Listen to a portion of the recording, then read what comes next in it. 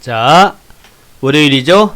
휴일 잘 쉬었습니다. 내일 하루 더 쉬면은 정말 이제 휴가가 끝나는데 오늘은 징금달이라서 오늘 제가 여러분한테 드리는 제언은 징금달이 이후에 장 좋아질 것 같다라는 거죠. 물론 지수는 많이 올라왔습니다. 그런데 상황 자체는 현재 많이 좀 좋아지고 있는 상황이라서 이렇게 되면은 결국 연휴 이후에는 지수가 상승했다는 압박감이 있고, 그렇다고 뭐 지수가 계속 뭐 급등하진 않을 거 아닙니까? 또 한편으로는 그 상황이 나아졌다라는 어떤 그 인식의 변화가 있고, 요 두 가지가 싸우는 그런 상황이 될 것이다. 그러면 이제 상황 자체를 감안할 때에 주가의 그 흐름은 어떻게 될 것이냐 하는 건데, 결국 이제 지수가 어느 정도 실적 발표가 되고 또 이제 그 경제 지표가 어느 정도 발표된 이후에 우리가 많이 우려했던 경제 지표들, 뭐 1분기 지표들, 2분기 지표들 이런 것들이 하나씩 발표되고, 특히 이제 미국의 신규 실업자 급증세, 요것이 이제 어떻게 좀 마무리되느냐 하는 것이죠. 그러니까 결국 이제 지표가 상당히 나빠졌다는 악재하고 또 코로나가 끝나간다는 호재가 같이 맞물리는 상황인데, 이제 그 맞물린 상황에서는 이제 지수가 이제 들락날락 할 수밖에 없습니다. 그러니까 1900에서 2000 사이에서 1990포인트 넘어서서 2000포인트 넘어가, 이런 상황에서 좀 과연 2000포인트 넘어갈 수 있는가에 대해서 좀 들락날락하는 그런 이제 국면이 전개되면서, 한편으로 볼 때는 결국 이제 지표가 좋아지는 게 중요한데, 지표가 좋아지는 게 가장 핵심은 뭐냐면요. 지표의 핵심은 주간 단위로 발표되는 미국의 신규 실업 수당 청구 건수가 됩니다. 청구 건수. 요게 이제 아시다시피 300만, 400만 주간 단위로 그렇게 나왔지 않습니까? 요 청구 건수가 급격히 줄어들 가지고 뭐 주간 20만 명까지 내려가진 않겠지만 급속히 줄어들어서 40만 명. 자, 40만 명으로 제시해 드릴게요. 40만 명 이하로 내려갈 때, 그때 이제 그렇게 되면은 이제 지표 불안감이 사라질 것이다. 그래서 뭐 다우지수나 나스닥 지수, 우리나라의 그 코스피 지수가 2000포인트를 넘어가 가지고 2050이 중요합니다. 2050을 뚫고 올라갈 때, 그때는 아마도 2050을 돌파할 때는 아마도 주간 신규 실업 수당 청구 건수가 40만 명 이하로 내려와야 될 것이다라는 것이고, 그러면 언제 40만 명 이하로 내려올 것이냐는 건데, 그것은 미국의 일반 레스토랑이 영업을 재개할 때, 지금 이제 레스토랑을 기준으로 보셔야 됩니다. 레스토랑이 상대적으로 상당히 비교적 자영업을 대표하는 그런 쪽이죠. 자영업 대표. 그래서 이제 거기에 고용 인력이 많아요. 미국의 레스토랑이 영업을 재개하게 되면, 그때 되면 이제 그 신규로 인력을 많이 뽑아야 되지 않습니까? 뽑아야 되고, 레스토랑이 기준이 된다는 얘기는 이제 그 이전에 무슨 상점이라든가 일반 상점 이런 쪽들도 이제 뭐 예를 들어 슈퍼마켓이라든가 이런 쪽도 영업을 재개한다는 얘기가 되겠고, 그렇게 되면은 많은 인력들을 다시 뽑아야 되는 거 아닙니까? 뽑게 되면은, 신규 실업수당 청구 건수, 즉, 실업자 수가 주간입니다. 이거 실업자 수가 급격히 줄어들 것이다. 이제 그 정도가 되면은, 그때쯤 되면은 우리나라가, 경제가 정상으로 돌아온다. 이런 생각을 하면서 그러니까 지수가, 코스피 지수가 2050을 돌파하는 모양으로 갈 것이다. 그렇게 일단 예상을 해보겠습니다. 오늘 이제 보면은 추운 나라 러시아로도 확산이 되고 있죠. 러시아가 현재 하루에 10,000명이 넘어서고 있다. 하루에 10,000명. 이야, 하루에 10,000명. 물론 이제 미국이 20,000명, 30,000명, 심지어는 40,000명 근처까지 간 적이 있었죠. 러시아가 지금 신규 확진자가 10,000명을 넘어갔다. 대단한 겁니다. 유럽의 프랑스, 독일, 뭐 스페인 이런 나라가 신규가 10,000명이 넘어간 적은 없었단 말이죠. 근데 이제 러시아는 좀 큰 나라니까, 또 추운 나라니까 10,000명 넘어갔다. 누적으로 13만 명. 미국 다음에 러시아가 될라나요? 자, 그런 상황이고, 스페인 같은 경우에는 이제 조금 연장한다. 비상사태를 5월 24일까지 연장했다는 것이고, 프랑스도 이제 휴교령을 연장한다는 거죠. 자, 이런 상황인데 한국은 좋습니다. 국내는 현재 확진자가 어제 13명 발생했고, 근데 그 중에 해외가 10명, 지역이 3명. 지역이 제로인 날이 좀 있었어요. 어제 그저께인가요? 지역이 이제 제로가 나왔었는데, 토요일 날이죠, 토요일 날. 근데 일요일 날에는 이제 지역 발생 3명이었단 말이죠. 오늘 또 몇 명 나오는지 한번 지켜봐야 될 것 같다 생각이 되고, 해외는 10명쯤 나왔습니다. 해외 10명.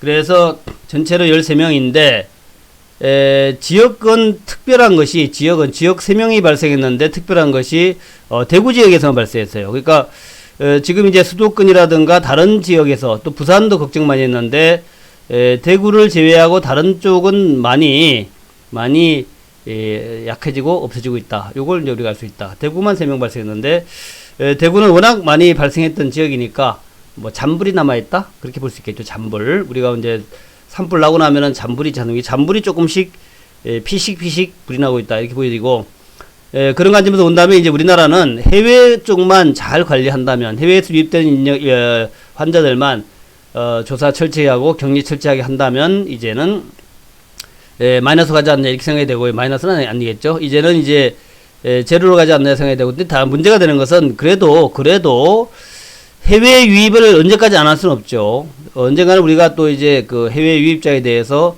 계속 격리할 수도 없고, 해외 유입자를 좀 허용하는 이런 가로 가야 되기 때문에, 결국에는 이제 우리가 코로나에서 완전히 벗어나려면 미국과 유럽 이런 쪽이 좀 확실하게 좀 약해져야 되겠다는 거고, 지금 또 남미 쪽으로 많이 번져가고 있으니까 글로벌적으로 본다면 코로나 사태가 끝나는데 시간이 좀 걸릴 것이다. 그렇게 일단 봐야 될 것 같아요. 하지만 국내적으로는 뭐 5월달 내로 완전히 사라지지 않겠냐 이렇게 생각을 해봅니다.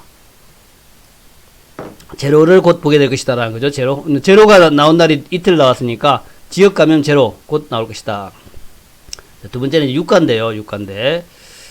국제유가가 꾸준히 상승해서 지금 19달러까지 왔습니다. 이제 20달러 목전인데, 이제 5월달 들면서 감산 시작되죠. 5월달 들면서 이 동아시아, 우리나라도 그렇잖아요. 우리나라도 이제 석유 소비가 좀 늘어나겠죠. 싸니까 늘어나지 않겠습니까?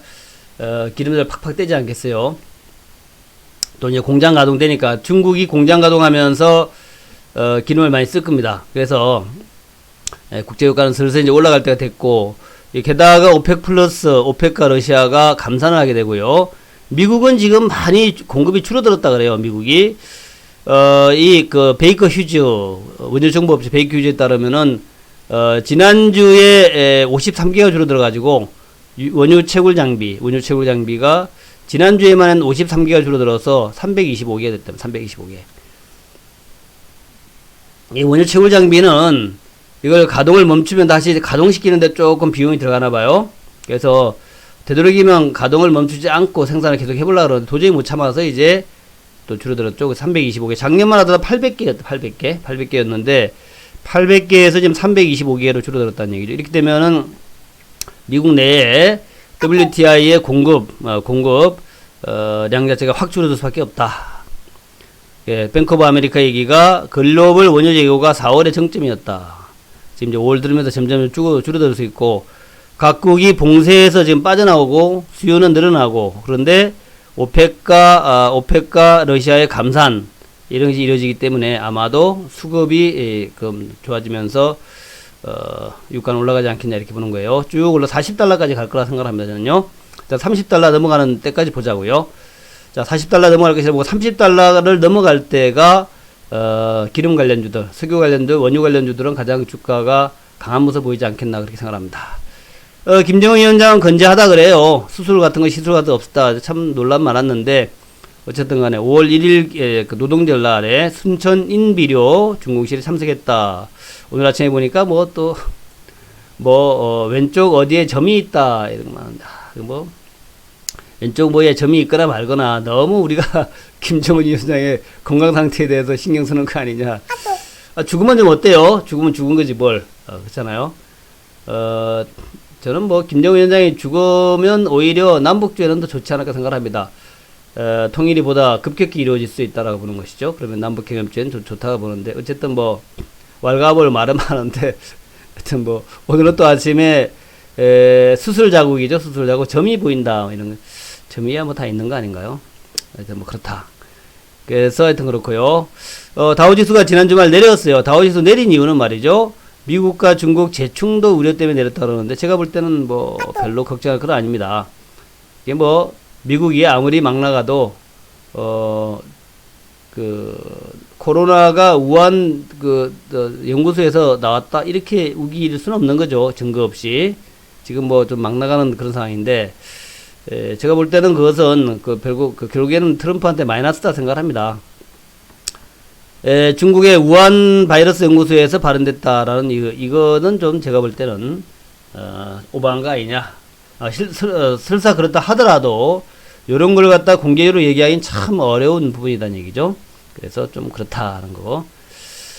아마존이나 애플이나 좀 주가가 내렸어요. 내렸는데 요것이 우리나라 증시에 오늘 약간의 악재가 될 수 있겠죠. 관련하여서 뭐 IT주들 그런 쪽에 좀 악재가 될 수 있다라고 볼 수 있겠습니다. 그 다음에 이제 길리어드 사이언스의 렌데시비러. 요 렌데시비러가 치료제로 승인 난 것, 요것이 호재긴 호재였는데, 미국 시장에서는 길리어드 사이언스의 주가 별로 안 올랐습니다. 우리나라에서는 파미세를 비롯해서 요것이 어느 정도 좀 재료는 될 것 같아요. 재료는. 렌데시비러에 대한 것이 우리나라에서는 좀 재료가 될 것 같다. 그래서, 파미셀이라든가 유한양행이라든가 ST팜 같은 거는 좀 우리가 지켜봐야 되지 않겠냐 생각합니다. 오늘 한번 지켜보자고요.